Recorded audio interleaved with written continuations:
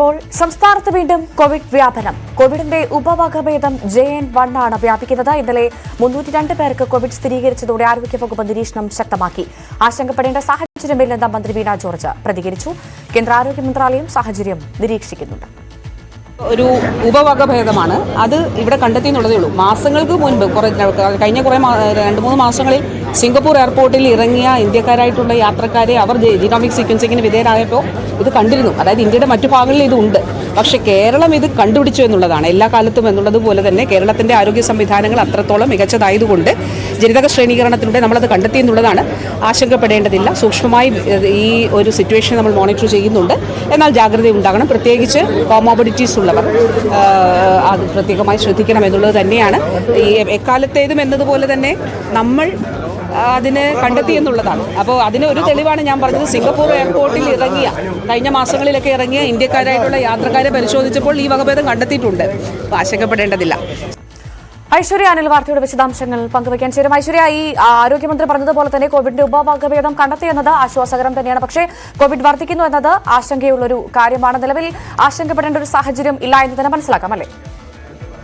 ഭവ്യ, സംസ്ഥാനത്ത് കോവിഡ് വ്യാപിക്കുന്നു എന്നുള്ളത് തന്നെയാണ്. 302 പേർക്കാണ് കഴിഞ്ഞ ദിവസം കോവിഡ് സ്ഥിരീകരിച്ചത്. ഒപ്പം കഴിഞ്ഞ ദിവസം 4 മരണം കൂടി കോവിഡ് കാരണമാണ് എന്ന് സ്ഥിരീകരിക്കുന്ന ഒരു കണക്കും പുറത്തു വരുന്നുണ്ട്.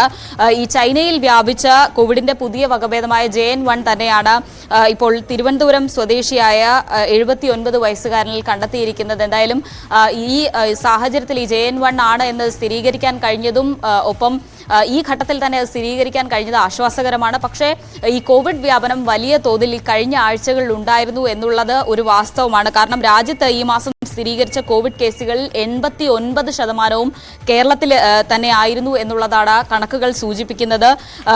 കൂടുതൽ പേർക്ക് ഈ കോവിഡിന്റെ ലക്ഷണങ്ങൾ ഈ കഴിഞ്ഞ ദിവസങ്ങളിലൊക്കെ പനി കണക്കുകൾ നോക്കുകയാണെങ്കിൽ വലിയ തോതിൽ വർധനയുണ്ട് ആ കണക്കിൽ. അതുകൊണ്ട് തന്നെ ഈ കോവിഡിന്റെ ലക്ഷണങ്ങളും ഈ വൈറൽ ഫീവറിന്റെ ലക്ഷണങ്ങളും തമ്മിൽ ഒരുപാട് സാമ്യമുണ്ട്. ഈ പല ഘട്ടങ്ങളിലും ഇത്തരത്തിലുള്ള ലക്ഷണങ്ങൾ കാണിക്കുന്നവർ കോവിഡ് ടെസ്റ്റ് ചെയ്യാൻ തയ്യാറാകാത്തതാണ് ഈ തരത്തിലുള്ള ഒരു പ്രശ്നത്തിലേക്ക്, അല്ലെങ്കിൽ കൂടുതൽ പേർക്ക് കോവിഡ് ലക്ഷണങ്ങൾ ഉണ്ടെങ്കിൽ പോലും അവർ പരിശോധനകൾ കുറവായതിനാൽ തന്നെ കൃത്യമായ കണക്കുകൾ പുറത്തു വരുന്നില്ല എന്നുള്ളത് കൂടി നമ്മൾ പറഞ്ഞു വെക്കണം. എന്തായാലും നിലവിൽ സംസ്ഥാനത്തെ സാഹചര്യം ആശ്വാസകരമാണ്, അല്ലെങ്കിൽ ആശങ്കപ്പെടേണ്ടതില്ല എന്നുള്ളത് തന്നെയാണ് ആരോഗ്യവകുപ്പ് പറയുന്നത്. പ്രത്യേകിച്ച് ഈ കോവിഡ് ബാധിതരുടെ എണ്ണം ഉയർന്നേക്കാം എന്നുള്ള ഒരു മുന്നറിയിപ്പ് കേന്ദ്ര ആരോഗ്യ മന്ത്രാലയം നൽകുന്നുണ്ട്. അതിന്റെ അടിസ്ഥാനത്തിൽ കൃത്യമായ ഈ കാര്യങ്ങൾ നിരീക്ഷിക്കുന്നുണ്ട് എന്ന് തന്നെയാണ് ആരോഗ്യവകുപ്പ് വ്യക്തമാക്കുന്നത്.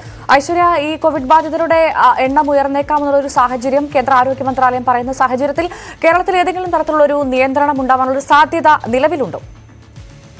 നിലവിൽ അത്തരത്തിലുള്ള നിയന്ത്രണങ്ങൾ ഉണ്ടാകുമെന്നുള്ള അറിയിപ്പൊന്നും ലഭ്യമായിട്ടില്ല. പ്രതിരോധ ശേഷി കുറയ്ക്കുന്ന വേഗത്തിൽ വ്യാപനശേഷിയുള്ള വൈറസാണ് ഈ JN1 കോവിഡ് ഉപവകഭേദം എന്നാണ് മനസ്സിലാക്കുന്നത്.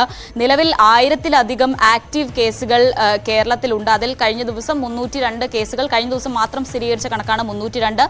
ആക്റ്റീവ് കേസുകൾ പരിശോധിച്ചാൽ 1000-ലധികം ഉണ്ട് എന്നാണ് മനസ്സിലാക്കുന്നത്. എന്തായാലും നിലവിൽ അത്തരത്തിലുള്ള നിയന്ത്രണങ്ങളിലേക്ക് പോകേണ്ട ഒരു ഘട്ടം എത്തിയിട്ടില്ല. ആശങ്കപ്പെടേണ്ട സാഹചര്യമില്ല.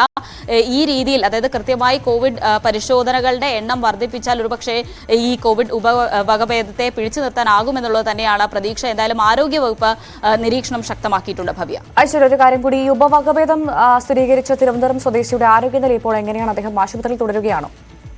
ആരോഗ്യനില തൃപ്തികരമാണ് എന്ന് തന്നെയാണ് ഇപ്പോൾ നമുക്ക് ലഭിക്കുന്ന വിവരം. എന്തായാലും അത് സംബന്ധിച്ച് കൂടുതൽ അപ്ഡേറ്റുകൾ വരും മണിക്കൂറുകൾ ലഭ്യമാകുമെന്ന് പ്രതീക്ഷിക്കുന്നു. ഏറ്റവും ഒടുവിൽ ലഭിക്കുന്ന വിവരം അനുസരിച്ച് ഈ 79-കാരന്റെ തിരുവനന്തപുരം സ്വദേശിയായ 79-കാരന്റെ ആരോഗ്യനില തൃപ്തികരമാണ് എന്ന് തന്നെയാണ് നമുക്ക് ലഭിക്കുന്ന വിവരം. നന്ദി ഐശ്വര്യ അനിലാണ് വാർത്തയുടെ വിശദാംശങ്ങൾ പങ്കുവച്ചത്.